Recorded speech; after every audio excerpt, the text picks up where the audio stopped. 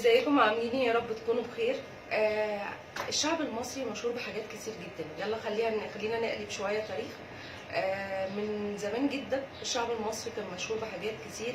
اتفوق فيها عن كل شعوب العالم، اللي هو من اول الحضاره الفرعونيه اللي هي اشتهرت بالتحنيط وبحاجات كتيره جدا.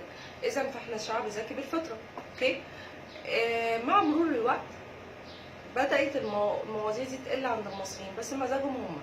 يعني بعد العصر الفرعوني بدأ يظهر علماء كتير في مصر، ولغاية عصر محمد علي، ولغاية ممكن لغاية قبل الحرب العالمية والكلام ده.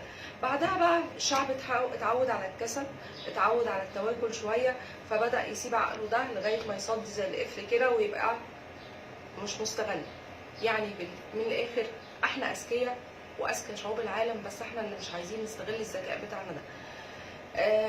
انت كبني ادم معروف ان انت دماغك شغاله، معروف ان انت لو دخلت في تعليم في اي حاجه انت هتبقى متفوق، لو دخلت في اي مجال هتبقى متفوق، بدليل ان معظم مثلا الدكاتره والمهندسين والناس اللي واخدين بوزيشن عالي جدا في الدول العربيه مصريين.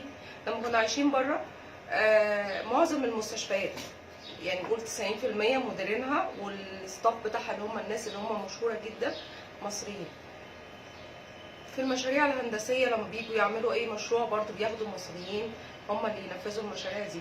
يبقى هم من الاخر عارفين وواثقين في العقليه المصريه بقى. انت بقى كمصري مش واثق في عقليتك او مش عايز تثق فيها، تمام؟ فخلينا نطلع بقى القفل اللي جوه دماغنا ده ونحاول نشغل دماغنا شويه، بحيث ان احنا نستغل الذكاء اللي ربنا حاطه في عقولنا. احنا يعني بلاش التواكل. احنا جينا في فتره، يعني رب ضاره نافعه سبحان الله، جينا في فتره وصلنا ان احنا صدينا دماغنا على الاخر، لدرجه ان احنا كنا بنستورد كل حاجه من بره، مش عايزين حتى نصنع حاجه، مش عايزين نتعب في اي حاجه. الفوانيس بتاعت رمضان مثلا اللي هي كنا اكتر دول العالم مشهوره بيها، بقينا نستوردها وكل حاجه، قيسوا عليها كل حاجه.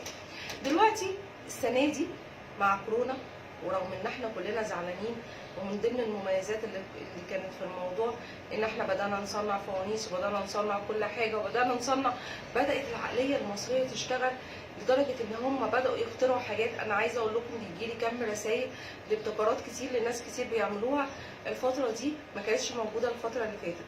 يعني انت عقلك موجود، هو عقلك بتاع زمان، بس انت اللي كنت راكنه مش عايز تستغله. ربنا طالما مدينا ايه ميزه ايا كانت، ف طبيعي ان ربنا حاططها في عقولنا او في وهمنا بيها، لازم نستغلها، لان دي بتكون في كل الاحوال مصدر رزق، او مصدر رزق للناس اللي حواليك، او حاجه بتديك ثقه في نفسك. فمحدش يقول ان الشعب المصري وحش. الشعب المصري من احسن شعوب العالم، هو من اطيب شعوب العالم فعلا، رغم بعض الضغائن والحاجات اللي مش كويسه، رغم الفوضى اللي احنا مشهورين بيها، ودي حاجه برضو وحشه جدا. بس كشعب وطيبه وذكاء، احنا شعب كويس جدا، وشعب مشهور جدا بطيبته وباخلاقه وبشهامته، مش بعيد عن بعض النماذج الفرديه، مشهور بذكائه، ودي حاجه العالم كله برضه بيشهد بيها. بس احنا اللي حابين ان احنا نستغبى، مش اغبياء، نستغبى بمزاجنا. فيا ريت نبتدي نستغل الازمه اللي احنا فيها دي، ان احنا بقى نبتدي نطلع شويه من دور التابع اللي احنا بقينا عايشين فيه، ان احنا كل حاجه بنعتمد على حد يعملها لنا. لا، احنا ممكن احنا اللي نعمل لنفسنا شخصيتنا والكارير، ونتفوق ونبقى احسن من اي حد تاني، لان في كل الاحوال مفيش حد احسن من حد. ربنا بس مقسمنا كده زي في المدارس، مش كان بيبقى في حد شاطر قوي وحد مش شاطر وحد نص نص.